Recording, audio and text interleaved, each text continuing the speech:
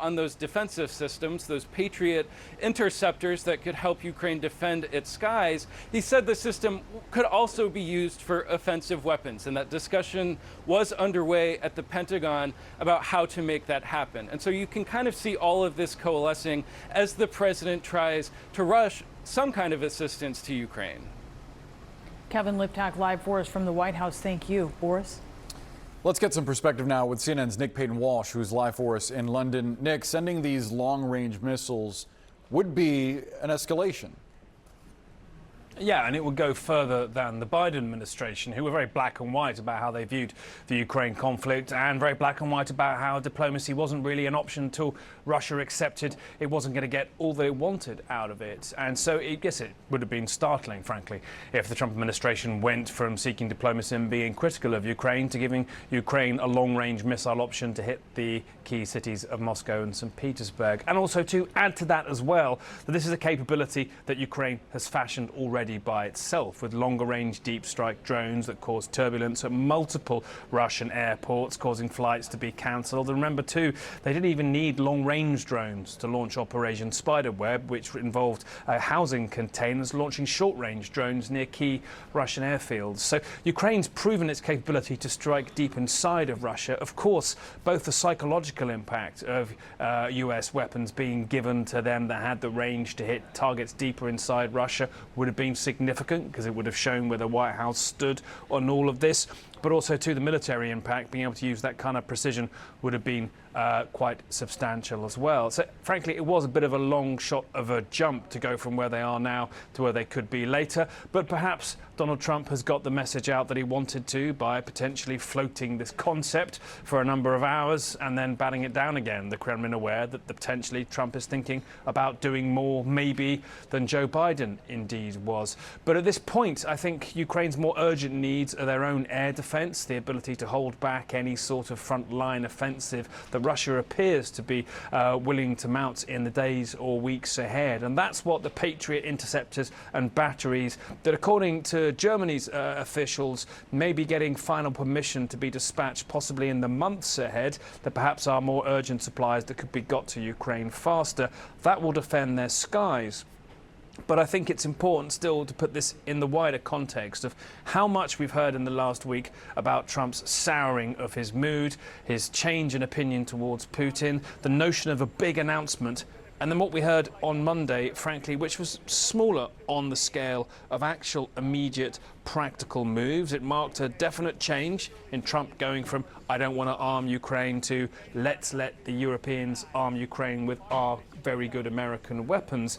But the ultimate threat of secondary sanctions against China and India for buying Russian oil and gas, that's been kicked far down the road as a potential move 50 days from now. It would massively impact the global and American economy too, and I think it's another case of Trump setting a deadline. Maybe it whizzes straight past him, and it also again held out the possibility he might think Putin wants a deal after these 6 months of it being clear Moscow really doesn't.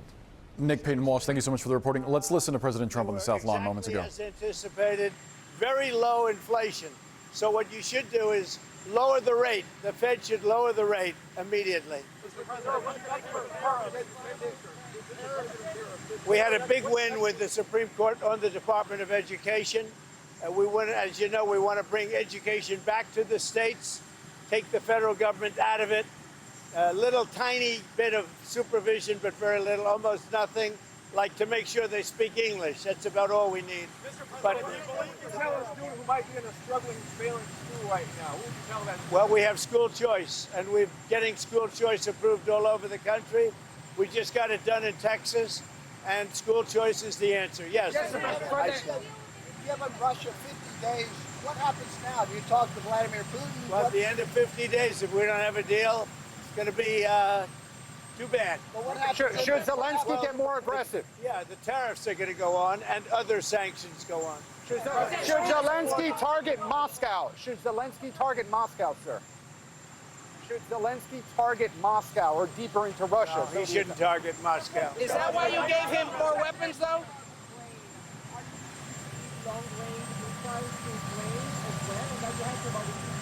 No, we're not looking to do that. Mr. President, why are you giving Mr. Putin 50 additional days to prosecute this war against Ukraine? Oh, I don't think 50 days is very long, and it could be sooner than that. I don't think 50 days is very long. Mr. President, You should have asked that same question to Biden. Why did he get us into this war? You should ask that question. Yeah, and what did he tell you? Why did he get us into this war? You know why he got us in? Because he's a dummy. That's why. And you don't cover it right. But you should be asking that question to Biden. Why did he get us into this war? Because he's incompetent. It would have never happened if I were president. So we made a deal with Indonesia. I spoke to their really great president, very popular, very strong, smart. And we made the deal. We have full access to Indonesia, everything. As you know, Indonesia is very strong on copper. But we have full access to everything. We will pay no tariffs. So they are giving us access into Indonesia, which we never had. That's probably the biggest part of the deal. And the other part is they are going to pay 19%, and we are going to pay nothing. I think it's a good deal for both parties. But we will have full access into Indonesia. And we have a couple of those deals that are going to be announced. India basically is working along that same line. We're going to have access into India. And you have to understand, we had no access into any of these countries. Our people couldn't go in. And now we're getting access because of what we're doing with the tariffs. So they're paying 19%, and we are not paying anything. And they're going to give us full access into Indonesia. Now, Indonesia has some great product, and they also have some very valuable earths and various other materials. One of the things, as you know, they're known for is very high quality copper, which we'll be using. Mr. President, Texas, sir. Do you believe your tariffs might have led for inflation to increase last month? Do you think they had any role? Well, we had in very the little inflation. I don't know. Who do you work for? USA Today. What? USA Today. Oh, well, they wrote me a beautiful article the other day, so I can't get angry at you. USA Today just wrote a very good article about me. What's that all about? So I can't get angry at you. On Texas, sir. No, there was very little inflation, as you know. The numbers were very good, very much inside the margin. So we've had no inflation. All we have is we're making a fortune. We are taking in hundreds of billions of dollars. You saw we had a surplus of $25 billion last month, which we haven't had in many, many years. Mr. President, Sir, on Texas. Mr. President. We are doing because I'm able to do it. Nobody else would be able to do it. We have tariffs going on because we want tariffs and we want the money coming into the United States. But more important than the money, there's two aspects to tariff. There's the money, which comes in. The other aspect is that rather than paying the tariffs, the country or the company will build in the United States, make their product in the United States, and that creates jobs. And I would say of the two, probably the more important to me is that. Yeah. Sir, on Texas. Are you on Ukraine's side now? No, I'm on nobody's side. I'm on no. Why? I want to. You know what the side I'm on? Humanity's side. I want to stop the killing of thousands of people a week. I want to stop the killing. I want the killing to stop in the Ukraine-Russia war. That's the side I'm on. Mr. President, your daughter-in-law said that there should be transparency in the Epstein case. Do you agree with her, sir? The Attorney General's handled that very well. She's really done a very good job, and I think that when you look at it, you'll understand that. I would like to see that also, but I think the Attorney General, the credibility is very important, and you want credible evidence for something like that. And I think the Attorney General has handled it very well. How many more The Attorney General briefed you on the DOJ and FBI's review, the findings of that review. The Attorney General briefed you on On that. what? On the On the DOJ and FBI on what? review. On what subject? Epstein. On Epstein, of the review of the files. Attorney General Pam Bondi. A very quick briefing. Did she tell you? What did she tell you about the review? And specifically, did she tell you at all that your name appeared in the file? No. She's given us just a very quick briefing, and in terms of the credibility of the different things that they've seen. And I would say that, these files were made up by Comey, they were made up by Obama, they were made up by the Biden, we went through years of that. with the Russia hoax, with all of the different things that we had to go through. We've gone through years of it, but she's handled it very well, and it's going to be up to her. Whatever she thinks is credible, she should release. Yeah. Sir, on Texas, how many more seats do you want the Republicans to draw for 5. House? And then what if California, New York, Illinois, and other blue states Yeah, well, decide that's to do okay this? too, but 5. I think we get 5. And there could be some other states. We're going to get another 3 or 4 or 5 in addition. Texas would be the biggest one, and So that'll be 5. are you calling then for a complete redrawing of the congressional map ahead of next No, year? just a very simple redrawing. We pick up 5 seats. And But where we is have it? a couple of other states where we'll pick up seats also. And what if that causes primary? What's your tariff rate for the EU? Well, when he was in my office, I told him he's doing a very bad job. He's way late. That's why I call him too late. Jerome Powell is too late. He's way late. Interest rates should be coming down. We have a very, very successful country. We should have the lowest interest rate anywhere in the world, and we don't.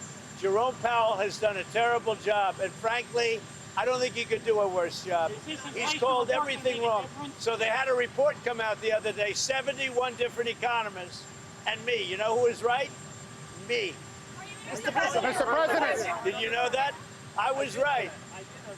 President, are you going to appoint Mr. Powell to another term as Fed chair? You must be kidding. Mr.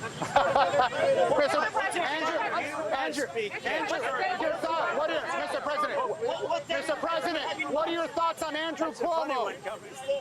You had to waste a question like that.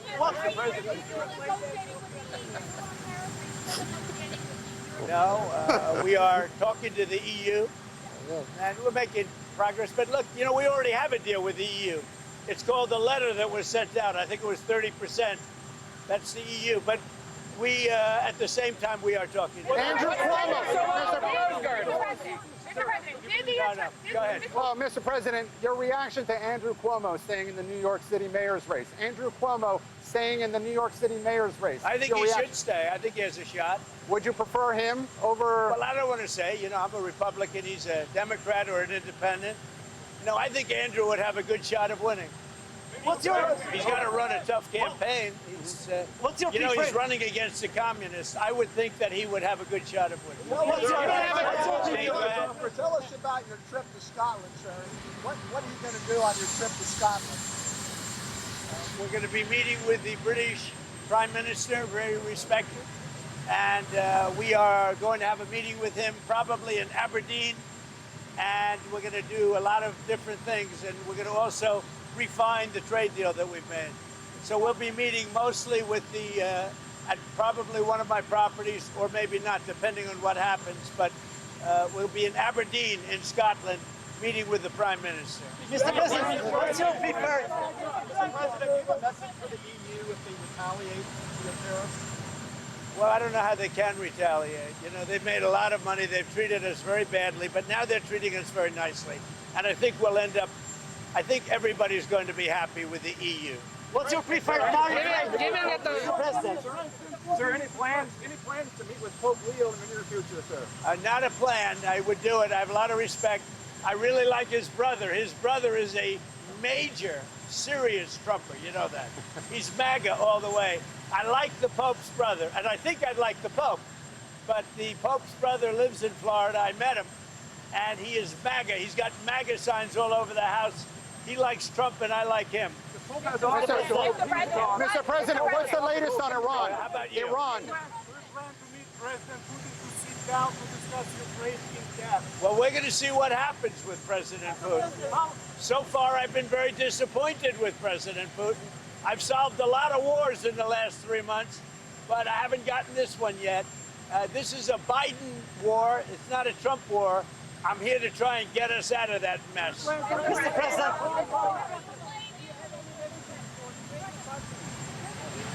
Any messages for what?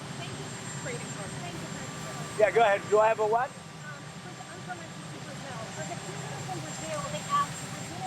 For the people of Brazil. Are you from Brazil?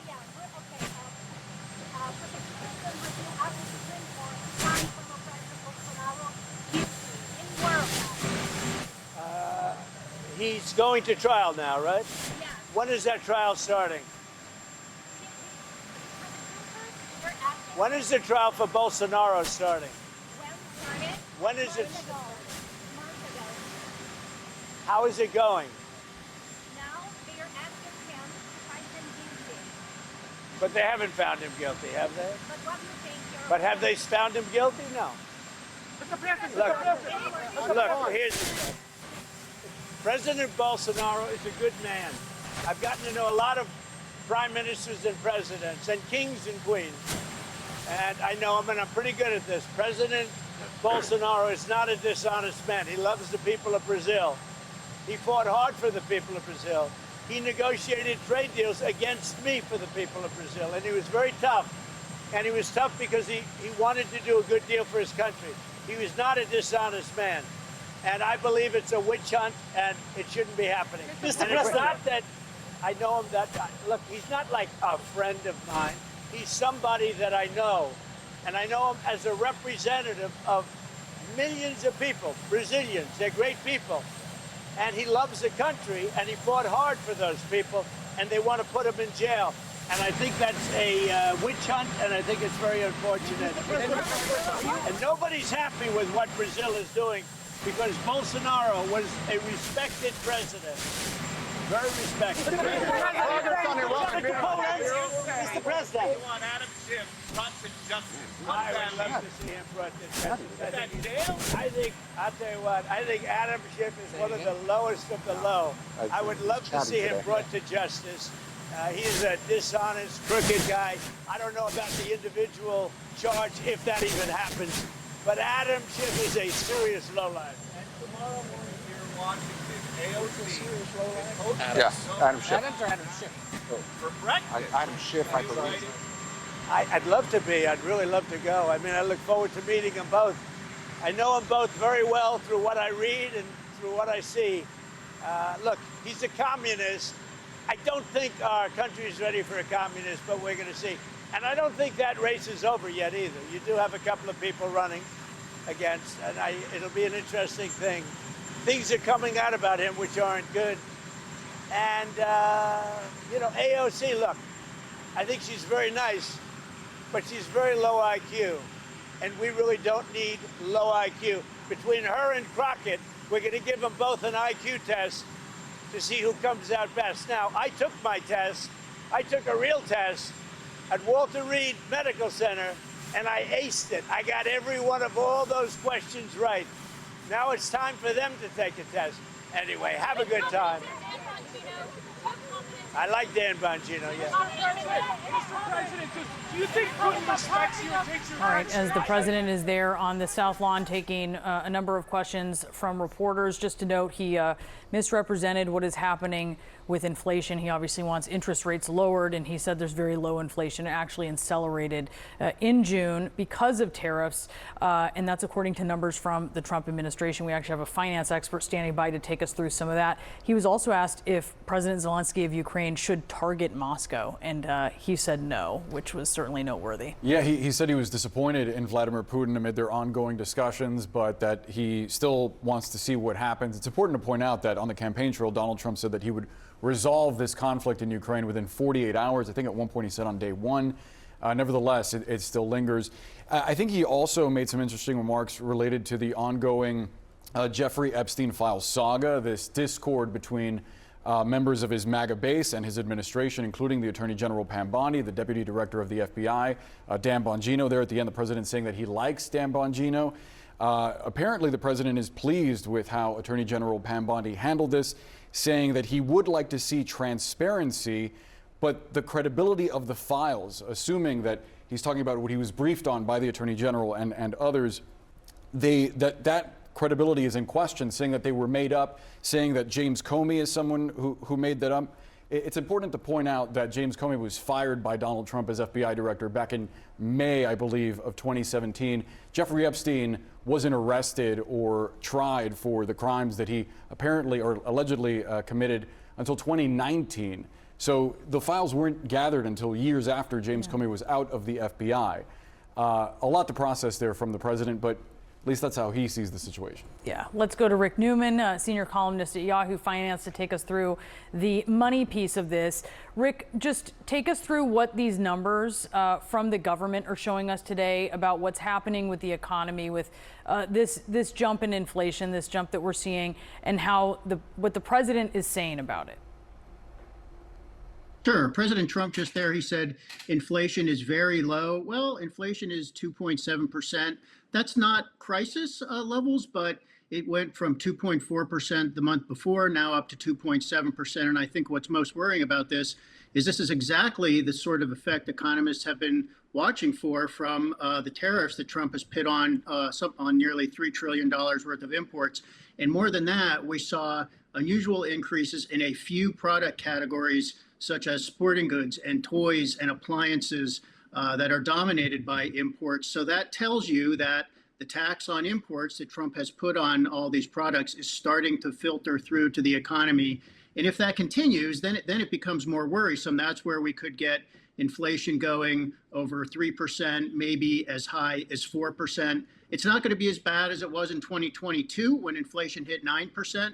But we're getting to back to school shopping season, and price hikes in clothing, electronics, and other things that might be coming are not at all what shoppers are hoping for. It's interesting that Trump there said that it was within the margin, seeming to suggest that he was expecting some kind of change in inflation. Would you qualify this uptick as being within the margin, as the president put it? It was an uptick. I mean, there can be a million kinds of margins. I guess what he was talking about was what economists were forecasting beforehand. So it was pretty close to that.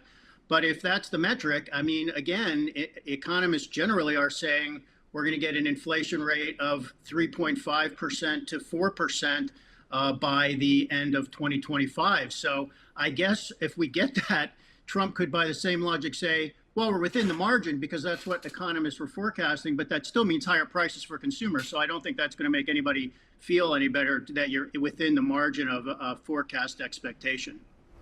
Rick Newman, thanks so much for sharing your point of view.